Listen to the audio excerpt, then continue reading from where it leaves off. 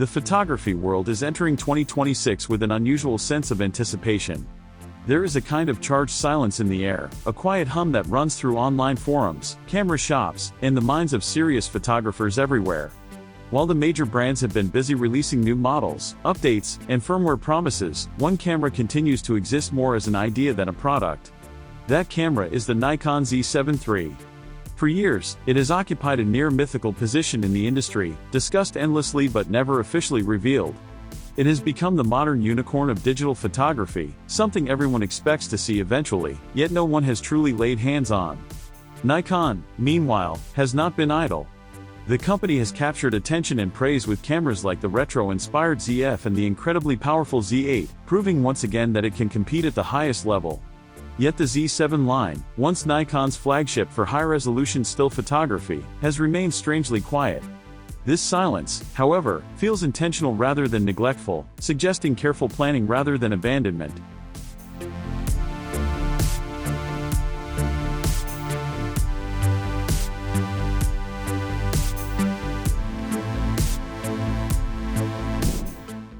To understand why the Nikon Z7 III has taken so long to appear, you have to look at what Nikon is rumored to be attempting behind the scenes.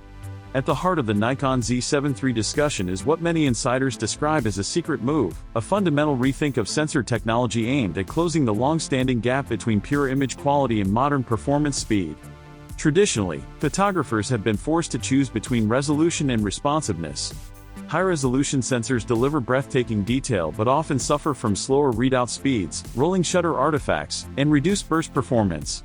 Faster sensors, on the other hand, usually come with compromises in resolution or dynamic range. According to persistent rumors, Nikon's goal with the Nikon Z7 III is to refuse that compromise altogether. Early expectations suggested Nikon might simply reuse the proven 45.7 megapixel sensor found in the Z8 and Z9. After all, that sensor has already demonstrated excellent dynamic range, speed, and reliability. However, more recent leaks paint a much more ambitious picture. Instead of recycling existing technology, Nikon appears to be experimenting with a partially stacked sensor architecture. This approach represents a clever engineering middle ground. Unlike a traditional backside illuminated sensor, a partially stacked design significantly improves readout speed, which helps reduce rolling shutter and improves overall responsiveness. At the same time, it avoids the extremely high production costs associated with fully stacked sensors like those found in flagship sports cameras. For photographers, this could mean a sensor that feels quick and alive without pushing the Nikon Z7 III into an unaffordable price bracket. The benefits of such a sensor would be immediately noticeable in real-world shooting. The Nikon Z7 II, while beloved for its image quality, was often criticized for its slower sensor readout, which could lead to rolling shutter distortion in certain situations.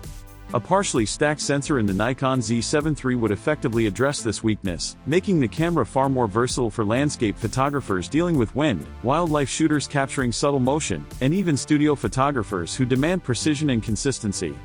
It would also allow Nikon to maintain competitive burst rates and faster electronic shutter performance, all while preserving the rich dynamic range that the Z7 line is known for. Perhaps even more intriguing are whispers from supply chain sources suggesting Nikon has tested prototypes with a dramatically higher resolution sensor, potentially reaching 67 megapixels. These reports indicate an expanded partnership with Tower Semiconductor, a company known for advanced sensor manufacturing.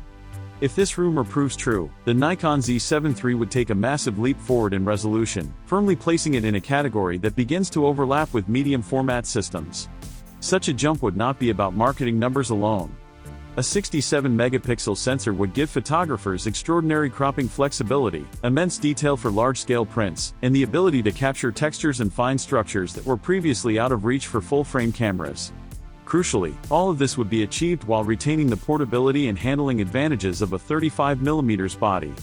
Resolution, however, is only one piece of the puzzle. Another rumored decision speaks volumes about Nikon's priorities with the Nikon Z7 III, the potential return of a mechanical shutter. In recent years, Nikon made the bold choice to remove the mechanical shutter entirely from cameras like the Z8 and Z9, relying solely on fast electronic shutters. While this approach has clear advantages, it is not universally loved. Many studio photographers, especially those working with complex flash setups, still prefer the reliability and predictability of a mechanical shutter.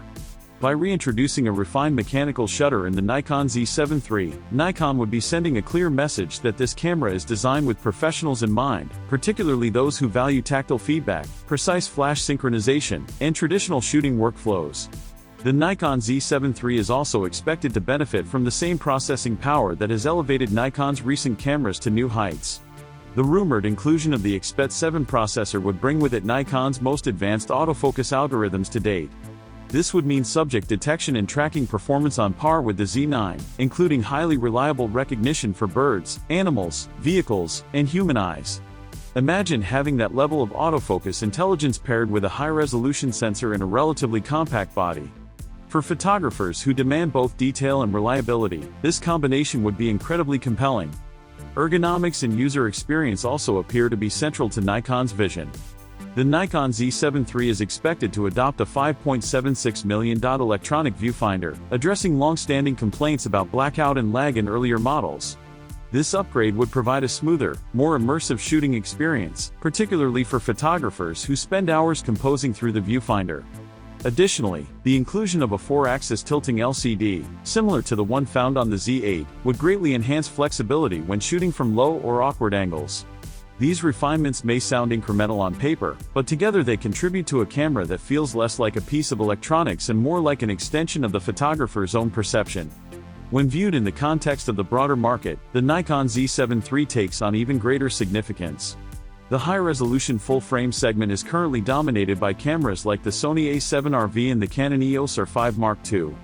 Sony has long pursued a strategy of offering highly specialized models for different niches, with the A7RV standing as a benchmark for resolution at 61 megapixels. Canon, meanwhile, has focused heavily on hybrid performance, positioning the R5 line as a dual-hull solution for both stills and video. Nikon's rumored approach with the Nikon Z7 III seems designed to carve out a distinct identity between these two philosophies. As the eventual unveiling of the Nikon Z7 III draws closer, it becomes clear that this camera is more than just another model in a product lineup. It is a statement of intent. Nikon is reaffirming its commitment to photographers who value craft, patience, and precision. The long wait for the Nikon Z7 III may have been frustrating, but it increasingly feels justified. Rather than rushing to market, Nikon appears to have taken the time necessary to create a camera that does not merely compete, but defines its segment. In an age dominated by fast content and smartphone automation, the Nikon Z7 III stands as a reminder that there is still a deep and passionate audience for photographic excellence.